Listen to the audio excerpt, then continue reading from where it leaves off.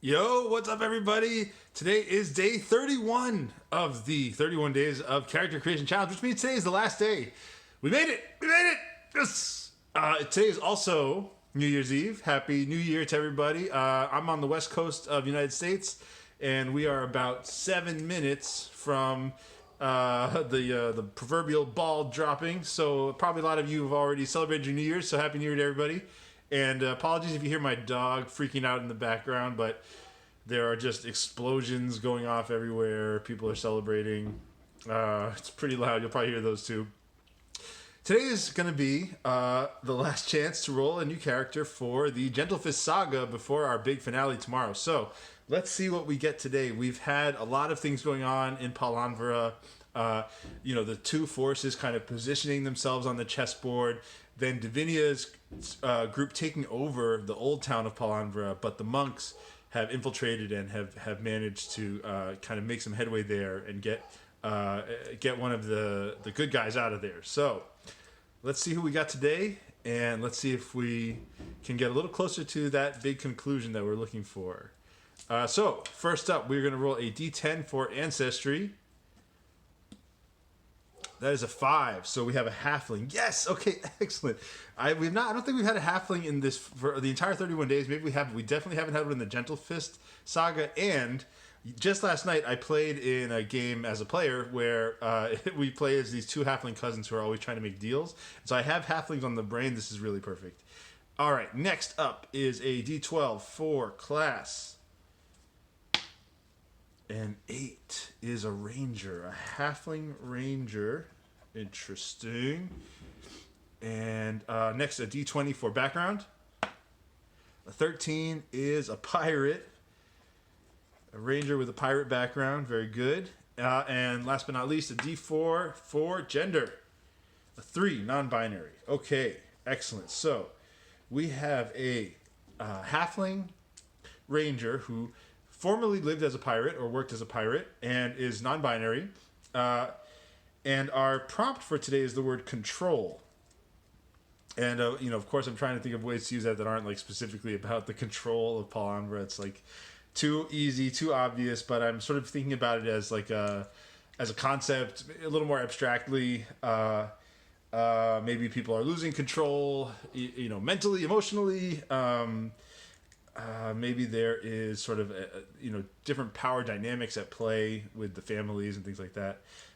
So let's keep that in mind, and let's think about this halfling and how do they fit in with the story. I mean, we know that this is a port town. We know that there are ships coming in. We know that there are pirates or people that used to be pirates who are employed in a variety of fashions here.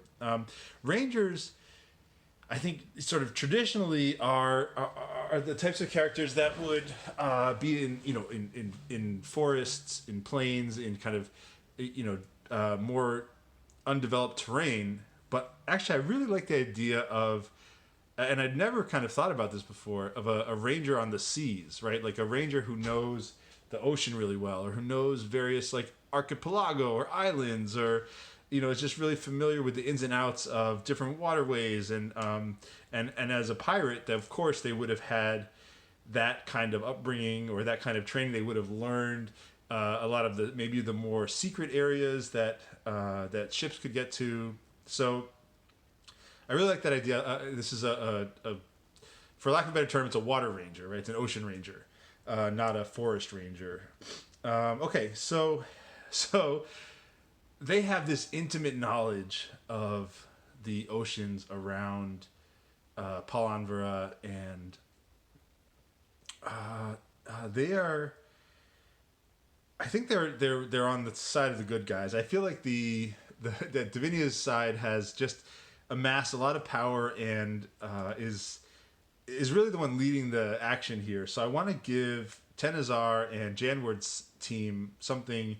I want them to take some initiative. And so I think what happens is as Divinia makes her move, as Divinia starts to take over parts of Palanvra, and sort of starts to create open conflict. This is no longer a secret. It's clear what she's trying to do. Maybe it's not clear exactly what she's trying to do, but obviously she's trying to grab power.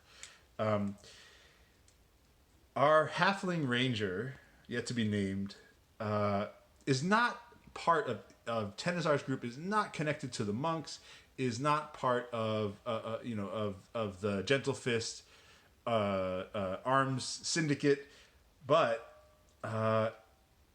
just has seen what's happening in town, and is hopefully we'll find out soon, is smart enough to understand. I think what they're going to do is actually go out to the surrounding areas and recruit sort of for a pirate army, or an army of sailors, just a kind of bringing everybody to Palanbra to disrupt what Divinia is trying to do. Because I think what our halfling understands is that Divinia taking control of Palanbra will lead to serious restrictions on trade. Divinia will obviously be in charge of all of that, and so the sailors, the people that work on the water are going to be very limited, or very controlled. Oh shit, there we go. There's our prompt. They're going to be very controlled if Divinia takes power, and so rather than do that, our ranger pirate is going to gather the sort of the various forces on the water. It's kind of going to be like Independence Day. Everybody who has a ship and who can sail needs to show up and fight, because this is our only chance to defeat this evil force.